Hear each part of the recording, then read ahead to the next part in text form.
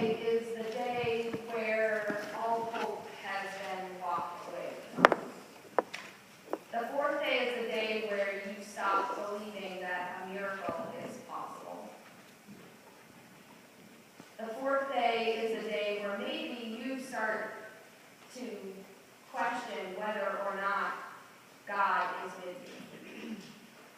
When Jesus enters our story this morning, Mary and Martha are on the fourth day. Mary and Martha and Lazarus are siblings that have lived together for a long time, and it seems to be working out pretty well for them. Mary and Martha have their bickering moments, and Lazarus is there to care for them, because see, in the time of Jesus, Mary and Martha without Lazarus wouldn't have really had much societal power. They wouldn't have had financial resources or someone to speak for them in public, and so the three of them were quite a team. And so when Lazarus became ill, Mary and Martha were probably pretty concerned. They loved their brother very deeply, and his illness would have meant a lot of collateral damage for them. But they probably weren't too panicked, because they not only loved each other very much, but they were very well loved. They were a part of a community, and Jesus loved them very much. Jesus ate with them and told them stories and loved them well. So when Lazarus became ill, Mary and Martha and Lazarus himself were probably expecting Jesus to be right around the corner. So the first couple of days passed where Lazarus was sick, and Mary and Martha sent word to Jesus. Jesus heard the word, and Mary and Martha and Lazarus waited. And no Jesus. The next few days came, and Lazarus continued to get sicker and sicker, and Mary and Martha became more and more distraught and deeper in their turmoil, and they waited. And they waited, and still no Jesus. And then Lazarus dies.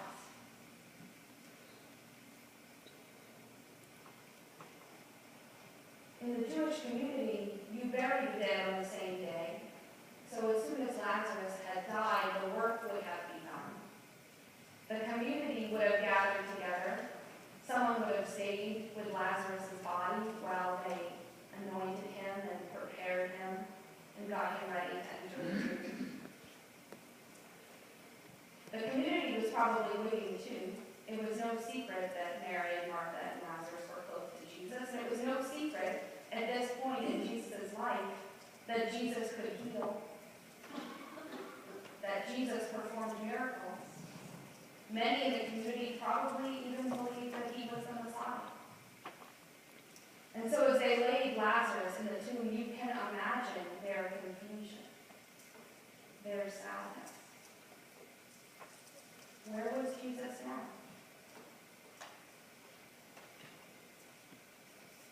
The first day passes. Lazarus is in the tomb. They're gathered back together as a community with Mary and Martha mourning the loss of Lazarus. Day 2 comes and goes. Still the community gathers mourning. Day 3 comes and goes. And then comes the morning of day 4. You see, in the Bible, God usually acts on the third day. There are 3 patriarchs of the Jewish faith. The seraphim cry, holy, holy, holy. Jonah was in the belly of the whale for 3 days, and then he spent 3 days crossing Nineveh. Noah repopulated the earth with his 3 sons. 3 was a very popular number. And so after 3 days had passed and the morning of the 4th day rose, all hope seemed lost. Martha finally heard that Jesus had come. And so it's no surprise to me that when she finally sees him, what she says to him are the hard questions. Why, Lord? Why? If you had been here, my brother would not have died. Where were you? What are you thinking? By the time Mary comes to where Jesus is, she asks the hard questions too. Lord, if you had been here, my brother would not have died. Lord, if you had been with us, Lord, if you had come when we called for you, none of this would have happened. But this time, in the presence of Mary and Martha's fourth day questions, Jesus is overwhelmed. See, when Martha first asked him the questions, Jesus had an answer. Jesus asked her if she believed. Jesus asked her if she had faith. And the way I see it happening, Martha responded in a very nice, typical schoolgirl fashion. You know how sometimes when you ask kids a religious question in church and they answer Jesus no matter what you say? You read that one? I have this covered up. I imagine that as Jesus questioned Martha, but don't you believe? Don't you believe that I'm the Messiah? That Martha's answers were not said with her whole heart. Martha's answers were said with anger. Martha's answers were said with fear. And she said, yes, Lord, I believe that you will raise my brother on the last day. But the last day doesn't always feel good enough, does it? We want Jesus to be there right now. We want the resurrection to happen right now. And so did Martha, and so did Mary. And so by the time Jesus encounters Mary, the second sister, and she asks him the same hard question, he is overcome with emotion in seeing how distraught they are, how much they have been through. And so Jesus walks with them. Jesus walks with them to the tomb where Lazarus is laid. And when Jesus gets to the tomb, and he himself realizes that Lazarus has been there for 4 days. And Jesus sees Mary weeping, and Martha weeping, and the Jews that have come with them, their friends, Jesus' friends, weeping for Lazarus, weeping for what has not yet happened. Jesus himself weeps. The reaction to this is rather mixed. Some people see it as an act of love for Lazarus, while other people say, why is he crying? He can fix it.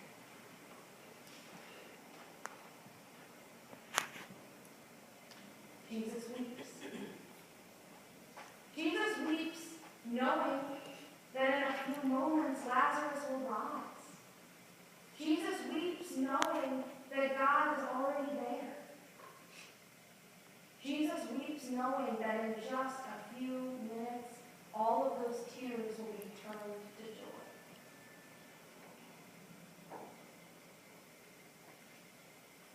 How do you deal with the fourth day? We've all had them. We've all sat in that place where we didn't think we were going to be able to go on, where we questioned if God even cared about us at all. There was a news story a little while back about a man who had been in a terrible car accident. His wife was pregnant with their child, and it was their first child.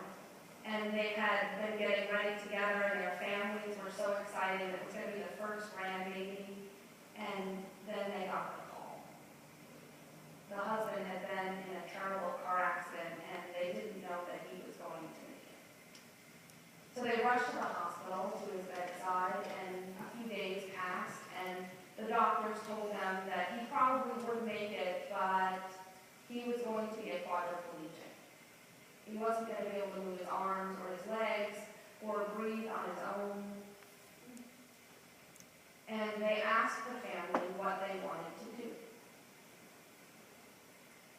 The man who had been in a coma so far was lifted from the coma because the family wanted him to make the decision.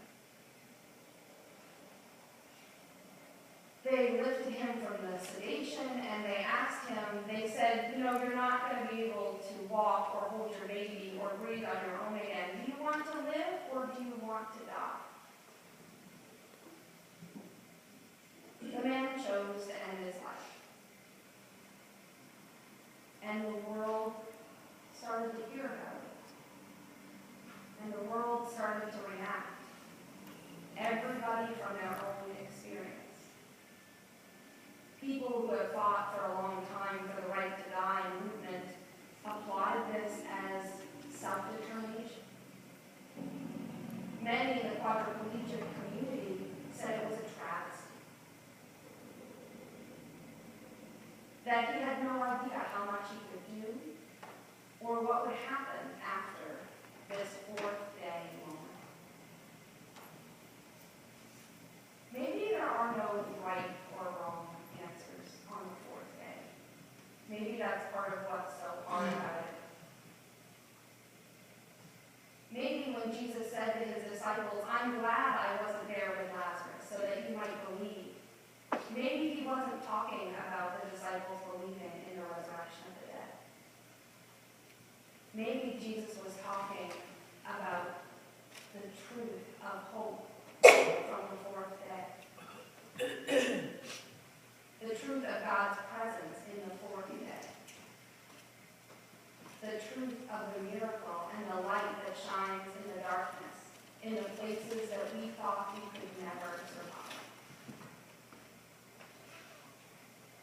Maybe when Jesus raised his hands over Lazarus and called him to rise from the dead, that Jesus was not only rising Lazarus, but raising all of our souls to believe that there is no place too dark, no place that is hopeless, no place where Jesus does not come. And as hard as it is to see past the hurt and the hopelessness on the fourth day, as hard as it is to wake up that morning,